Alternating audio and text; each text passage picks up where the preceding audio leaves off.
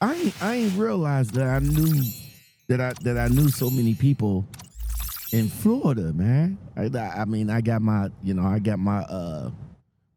channel buddy. You know, she's from Florida. The teacher who I talk to all the time, she's from Florida. Uh, yeah, and a couple of all right, Yeah. Coastal Gal in the building. Ah man, it's been a long time. It's been a long time. When was it that we spoke last? Like what, about a year ago? I wanna say so. I wanna Man, say so. man, I see all I see all my guests is coming back. You know, chopping it up with the lockout men. I really do appreciate it. A lot of things has changed. So you're not OTR no more. You're local now. Talk to us about how the transition came about. I was dropping off a load in Mobile, Alabama, and this man came out and he was looking at me crazy. And I was just explaining to him what I was trying to do. He was explaining to me what he was trying to do, and he was like, well, "Would you like to drive local?" And I was like, "Sure." He gave me the right amount of money, and I went ahead and took the truck right on back to the company. God damn it, man! Like just like that, just like Just that. like that. Old boy came out of the cut, said how much money I'm gonna give you, and you was like, oh, let me call the boss. You did one of the numbers. What was that dude on the what was that the Wolf of Wall Street? He called his boss right then and there Uh-huh. after Jordan showed him his money. That's how it was. It was like that. You show me a pay stub for $72,000 on it, I quit my job right now and I work for you.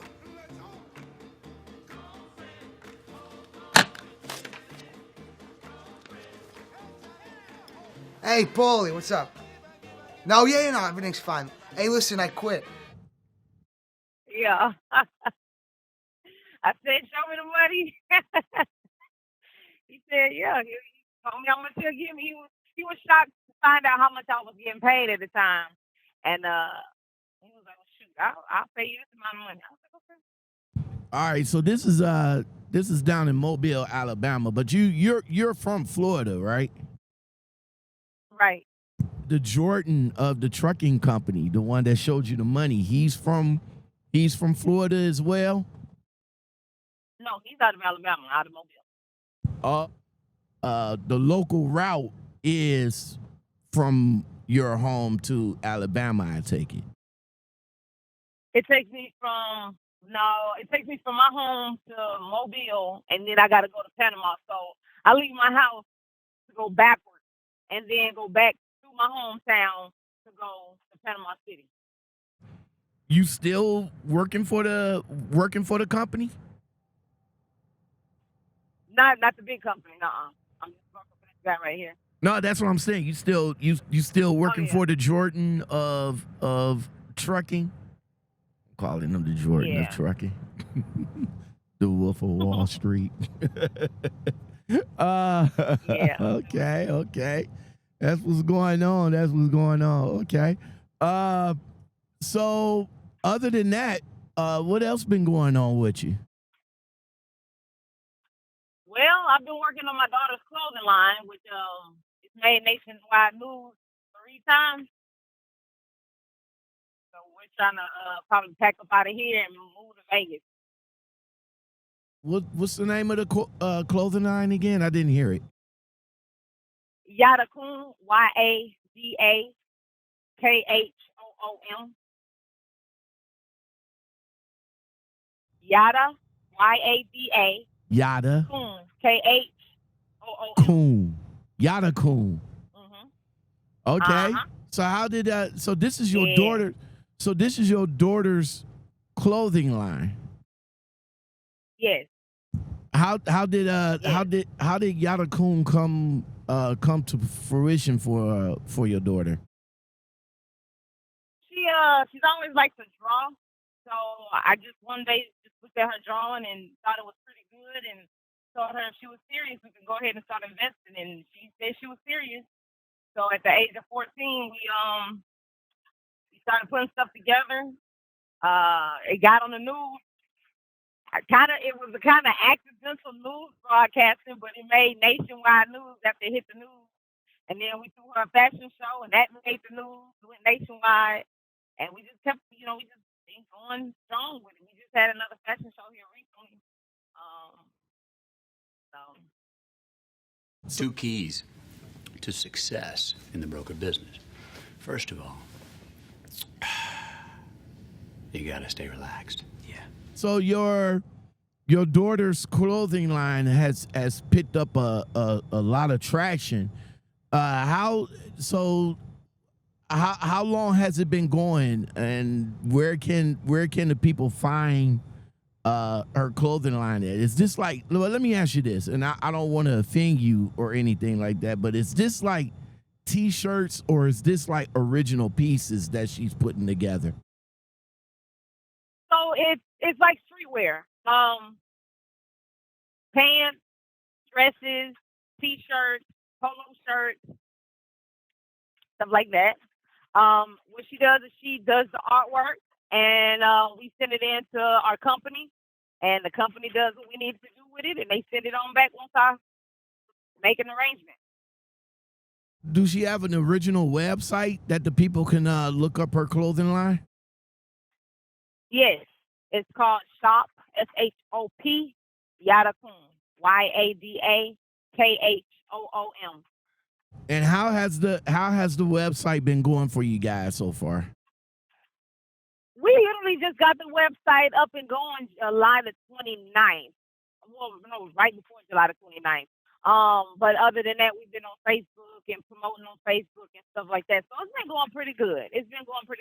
We just feel as though because we're so local, it's time for us to branch out. It's time for us to start, seeing if other people are interested. Yeah, that's kind of how it is. Yada Khoom, okay, started by a truck driver's daughter. All right.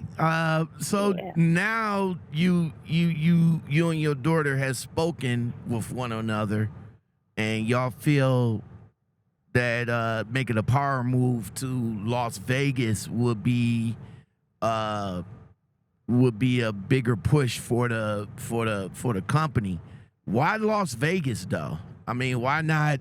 Why not Atlanta? Why not, New York, where the fashion, is much more prevalent at? Well, okay, so we've gone to Atlanta. We've done fashion shows in Atlanta. It's not that people aren't interested in Atlanta, but Atlanta doesn't have as much.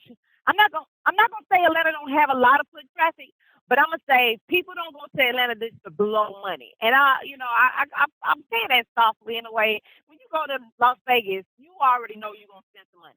You know that you're gonna lose some money. You know you're gonna get drunk. I mean, I'm hitting all levels. So when I went to Vegas for the first time, I'm just saying how people are just spending money just on a shirt that says Las Vegas. Well, if we put our name on it and then we put Las Vegas on it, and it's a tight product, I believe people will buy it. And of course, they'll take that back home, wherever home may be, because people come from everywhere.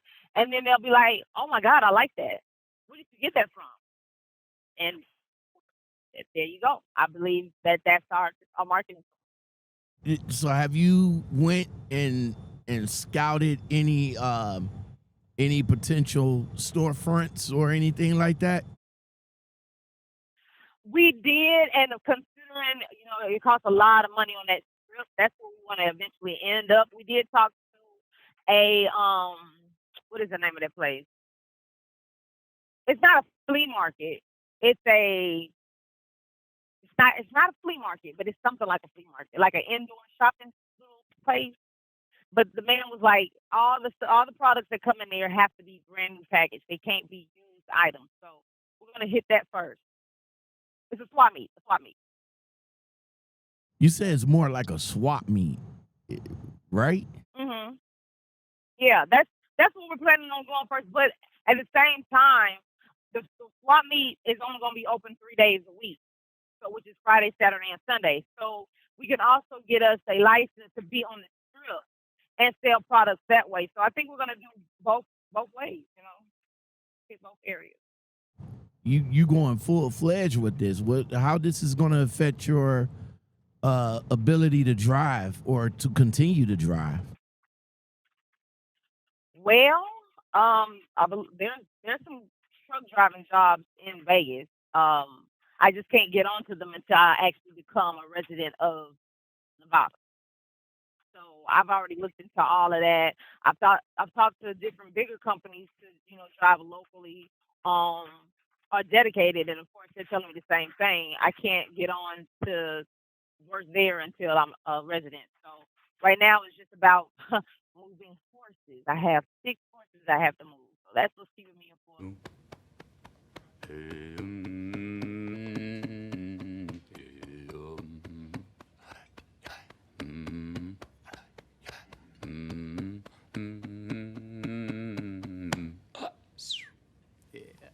All right, so wait a minute. Let me back up a little bit and ask you about you fielding out of these companies.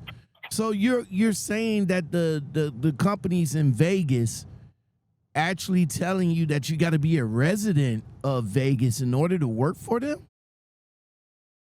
Yeah, that's a lot of companies want you to be a resident in order to work for them. I guess it's like just a guarantee that you're not going to leave. I don't know. Even the bigger companies are like that as well. Wow. So I told the company, one of the companies that I was working for, I was explaining to them that I was trying to move to Vegas. And I was asking them about them having a job over there, available job. And I mean, because they had one, they told me they did, but they said because I'm not a resident there, they couldn't give me the job. That's weird. It's even crazy. The same company, I stay probably, I'm gonna say 300 miles from Jacksonville, Florida, right? And they were telling me I could not work out of Jacksonville, going from Jacksonville through Mobile, Alabama, because I wasn't a resident of Jacksonville. They wanted me to be within so many miles of Jacksonville. So yeah, it is weird when we drive all over the place as drivers. Okay. Now that you put it that way, I understand it now, because some companies they don't necessarily say that you got to be a resident of a certain city. They'll turn around and use words like you have to be within a certain mile radius. Okay, I get it now. Because I never heard of a company that actually say, we can't hire you because you're not a resident of a certain city or a certain state. They'll pretty much tell me. They'll tell me like, like this last company I talked to when I, did a special on them on the MTC, they were saying, well, you got to be about 150 miles out from the terminal because you have to bring the truck back every week. So, but they didn't tell me that. So yeah, that's what one of the companies told me. Yeah. They didn't tell me that.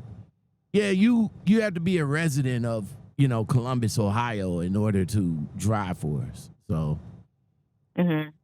but yeah, that's crazy that they actually told you that. I guess it's more so home time, making sure too that I'm there for home time versus a lot of companies don't want to hire out of Florida or certain parts of Florida because it's so hard to send. They say it's hard to get out of Florida. It's easy to get in to drop off stuff, but it's not much cargo coming out of Florida. So they don't like to really hire people out of Florida because of home time. Yeah, don't I know that? Because I go to Florida. Florida is our route all the time, and my company will hire out of Florida regardless, because we got Florida freight all the time. We got Jacksonville, Miami, what's that? Tampa. I mean, you name you name it, we go there. You know what I'm saying?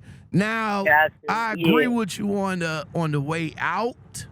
Yeah, freight is kind of scarce on the way out. I literally would drive maybe 800 miles out of Florida to anywhere in Georgia to pick up a load that's going, that's coming back up the way. And I've recently seen a video of a female driver that was talking about she drove 800 miles. She couldn't believe that her company deadheaded her 800 miles, and she was going on and on and on about, oh, it must not be no freight. It's unbelievable that I did this, that, and the third. And I'm watching it, and I'm like, shit, I deadhead 2 states over. You know what I'm saying? To be honest with you, if they pay me, I'm a deadhead all the way to California. Yeah, that's what I'm saying. What you complaining about? You getting paid? What you complaining about the freight for? Like, she like, well, mine, it ain't no freight. It ain't no freight and all that. So I'm deadheaded now. Shit. Right. I'm deadheaded now. So yeah, as long as I'm getting paid, it doesn't matter. But right, Florida. You ain't no complaints out of my mouth. Yeah, but Florida is Florida is a state that, especially some bigger companies, they tend not to hire out of that state, or they're hire out of Florida, but it'd be north of Florida. Like, you had to stay in Jacksonville and north of Jacksonville, heading towards Georgia. And I have a lot of people that I talk to, on the channel, and they was, they come and ask me, and they say, I live out of Florida. I'm having a hard time getting a trucking job out of Florida. I'm a new driver, yada yada yada. I mean, they got so many strikes against them. I advised them, like, yo, is it possible that you can get up to Georgia? Is it possible that you can get a Georgia address? Do you have anybody that live in Georgia? Because you might have a better chance of, just letting them know that you stay in Georgia versus that you stay in Florida. You might have a chance. Now, once you get on with that company, you can be like, well, yeah, I want to take my home time in Florida. You know what I'm saying? But exactly. So it is kind of difficult. But you so the company that you driving for, or the Jordan, the trucking company that you driving for, do he know of your plans to move to Vegas? He just found out a few days ago. He just found out a few days ago.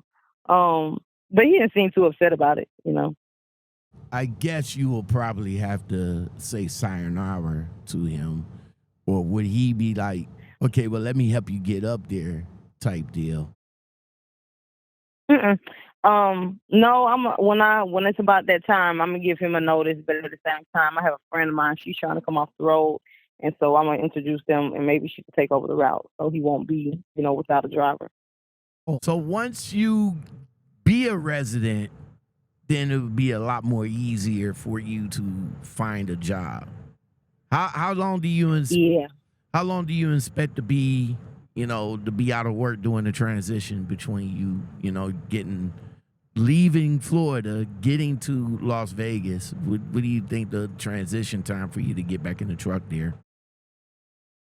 I don't think it's gonna be long, honestly, because I already have like a good majority of my stuff there. Like I said, the only thing that's really keeping me here are these horses. So it's either A, I'm gonna sell the horses, or B, I gotta get me a house, because it'll be too expensive for me to be boarding them somewhere. So I don't think the transition is gonna take that long for me to find a job. I expect to be within the next 2 weeks of me being there.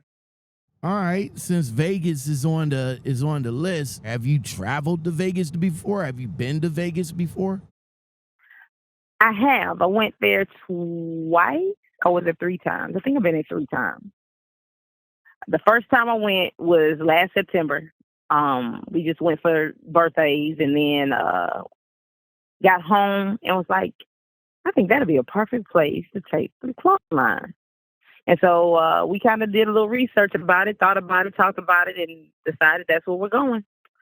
So I went there. The next time I went there to put all my stuff in storage. It was just that quick. And let me see. Yeah, so from September to February, the idea came and we took our stuff to Vegas. And then I went back to go look at houses. And now it's just a matter of, like I said, getting the horses there. So just you and your daughter, or do you have more than your daughter? You have any more kids? I do have more kids. I have 4 kids in total. Oh, okay. Married? Husband coming with you? No. Husband is not coming with you. No, I don't have a husband.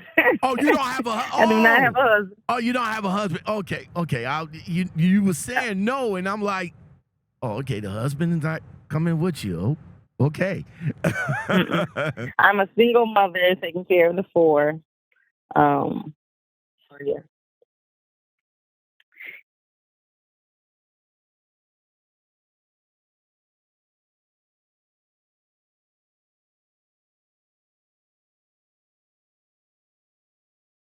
Well, one is he don't count.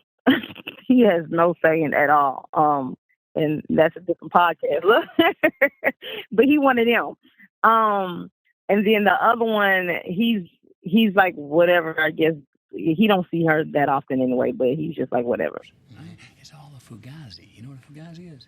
Oh, fugazi. It's fake. Yeah, fugazi. It's a wazi. It's a woozy. It's a fairy dust. That's time for a different. Yeah, I knew how to pick them.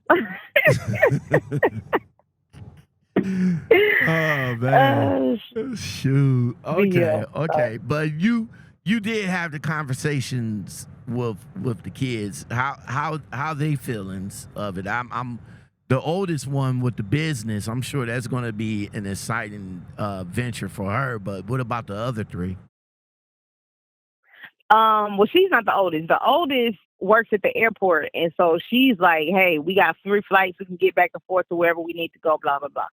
So the one with the clothing line, she's all about it. The other 2, one is a figure skater, and the other one plays hockey. So to go from Florida to Vegas, there's more ice time there. So hey, it's like a family power move at this point. Okay, that's better what's opportunity for everybody. That's what's up, man. Okay, yeah. Okay. My son hit the ice, and everybody was like, "Wait, he's never been on ice before," and I'm like, "Nah." So they paid money for him to be a part of the team here, and considering they did that, it made me say, you know what? Yeah, I think it'd be better for us to go over there. You can get more experience, and be able to be on the ice more. All right, Coastal Gal, everybody. So when will all this take place? Like when is gonna happen? Like next year? Next year, end of next year? No, I'm trying to get it done this year. Yeah, because we did the fashion show, that put me behind in money. And then I have rental property, and that's another podcast too. But I had a tenant that was just real nasty. So anyway, now I have to redo my apartment, put my money there. But hopefully by November we'll be out of here. You know what? That is another that will be another podcast. We will definitely get together on that because I'm kind of interested in finding out how you manage that when it comes to tenants.